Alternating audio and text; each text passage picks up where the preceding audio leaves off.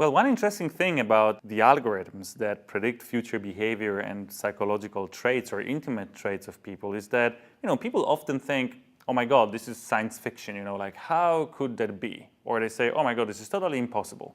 Now, it's in fact pretty intuitive. Look, if you know someone pretty well, you will be able to predict their future behavior. Even if you don't know exactly whether they read a given book or not, you're reading this book now and you think, oh my God, the friend of mine, the one that is so well organized and always talks about this given thing, he or she would really love this book. What you made here, you made a prediction, right? You know your friend, you know their psychological traits, you know some of their intimate traits, and it allows you to extrapolate from the knowledge you have about the friend into new areas. You basically see a new book or see a new play or hear about a new activity, and you can predict which one of your friends would like it. Now, computers, basically, computer algorithms do exactly the same thing. They would take a set of behaviors that a given person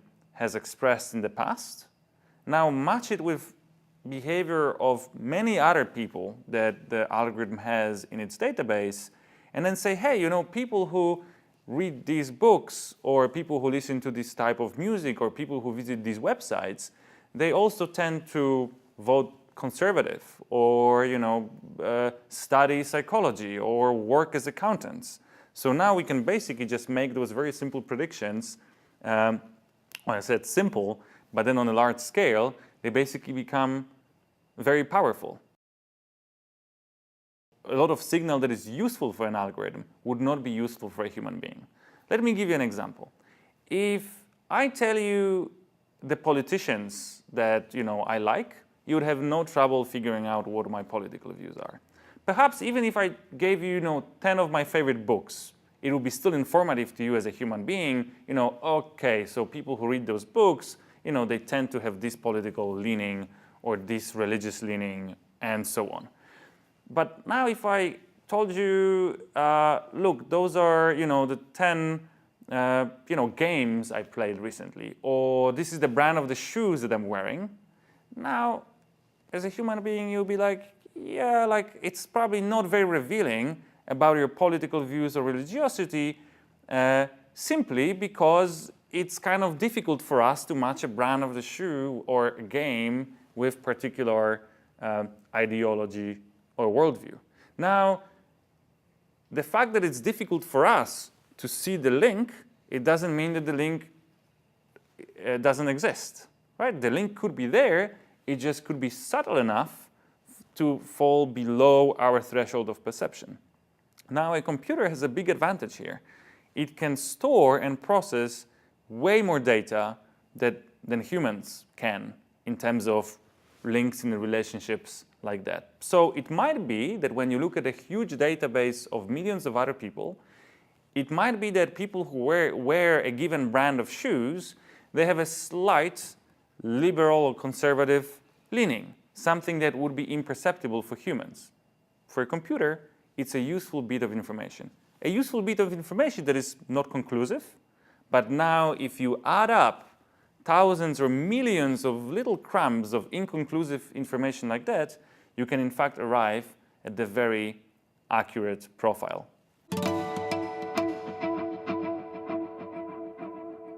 To answer this question, we collected a lot of digital footprints and we used Facebook as our research environment. We asked people to share with us their Facebook likes and Facebook status updates.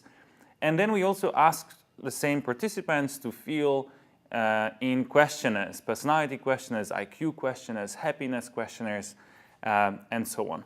And then we built machine learning models that would predict the scores of these people on these questionnaires from the digital footprints. And once we've done that, we would take a group of new participants that the algorithm has never seen before, and we would try to predict their scores on self-reported questionnaires, which we use to measure the accuracy of the algorithmic approach to measuring your psychological traits. And it turns out that those methods are very highly accurate. To give you an example, we compared the accuracy of these algorithms, of the algorithms based on Facebook likes, with the accuracy of human judges. We would give questionnaires, personality questionnaire in this case, to friends and family members of our participants, and would ask them to fill in those questionnaires in the name of the participant, right? So basically, based on their acquaintance with the participant, they were supposed to answer the questionnaire in their name. So then what you would get basically personality scores of the participants as predicted by their friends and family members.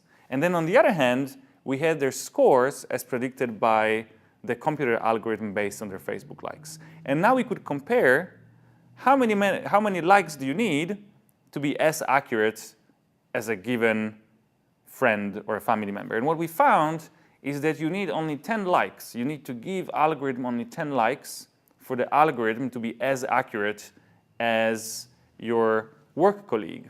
You need around 100 likes for the algorithm to be as accurate when predicting your personality as your family member, like a brother or mother would be.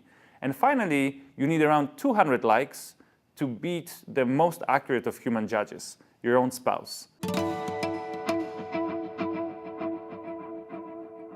So in the past, if I wanted to know your political views, either I needed to basically become close with you and have you share those views with me, though we know that even close friends very often do not discuss certain ideas and do not share all of the information, all of their intimate traits with each other.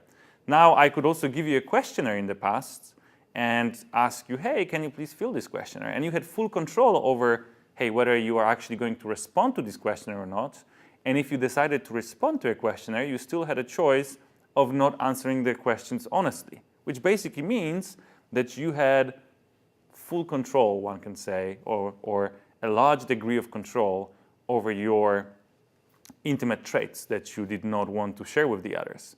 Now, if I can make the same predictions, if I can predict your intimate traits, such as your political views, sexual orientation, religiosity, personality, intelligence, or whether your parents were divorced or not, if I can predict all of those things by simply providing an algorithm with the list of songs that you have listened to, or the list of websites that you have visited in recent hours or days, this basically means that we are heading towards the post-privacy era, time where people will not have rights to privacy. When I started studying these algorithms, I was mostly focused on the downside. I thought it was very scary that you can have a computer algorithm that takes seemingly innocent and seemingly uninformative piece of data, such as your playlist on Spotify or a bunch of Facebook likes, and can extrapolate from this data to make very accurate predictions about your intimate traits, such as your political views, religiosity, sexual orientation, personality, IQ, and so on. This was pretty scary for me. I did not expect the algorithms to be as accurate. I thought, well, there'll be some accuracy, but we quickly learned that the accuracy of the algorithms is higher than what people could achieve, and it's also higher than what could be done with questionnaires, especially in terms of traits that people are not really happy to share with the others. Like, you don't really share your political views or your sexual orientation with people that you don't know really well.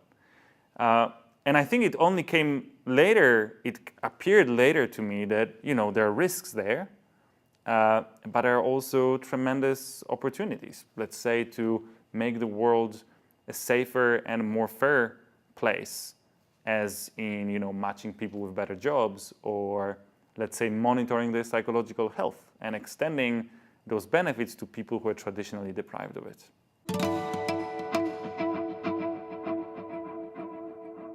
Well, I think that people are really willing to share the data and give up the data simply because it's really beneficial to us.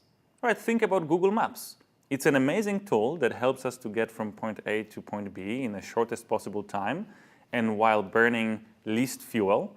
It's amazing both on the personal level, but also on the society level. We're saving a lot of hours and a lot of gallons of fuel, which is also great for environment and so on. Now, for Google Maps to work, what basically needs to happen is that you can use it to find your way to work, but you have to share the information about how you were driving around with the platform, because then the platform can use this data that it collected from you to optimize the routes for other people, right? So I think there's no going back from here. People get so much in return for sharing the data that it's unlikely that it will be now willing to give up Google Maps, Facebook, Amazon Kindle, Netflix, and all of the other platforms that basically make our lives easier, safer, more interesting, fulfilling, and so on. Well, I think we certainly need good legislation and good technology to help us to maintain as much privacy as possible. But I think that in the long term, the game here is lost. The sooner we accept that we are heading towards the future without privacy, the sooner we can focus on trying to organize the societies and organize the policies, technology, and even cultures in such a way as to accommodate the world without privacy. To a large extent, it is an uncharted territory. What in the past required huge institutions spying on people, trying to predict their intimate traits, keeping tabs on them, required enormous amount of effort, money, and manpower. Today, the same thing can be achieved by a guy in a dorm room with a laptop and internet connection, and a few $100s to spend on databases that can be purchased on official or unofficial data markets, which basically completely changes the game. And I think that the sooner the people accept the fact that basically there's no privacy going forward, the safer the society will become. The sooner you realize that whatever you write in your email can be read by motivated others, the sooner that we all realize that being an atheist or being gay or being liberal or conservative is something that basically people will know about, well, they could probably very easily infer it now and definitely would just get easier in the future, the sooner we can focus on making societies more tolerant and open-minded, educating the voters to make them more difficult to manipulate, and basically organizing the societies and preparing them for post-privacy era.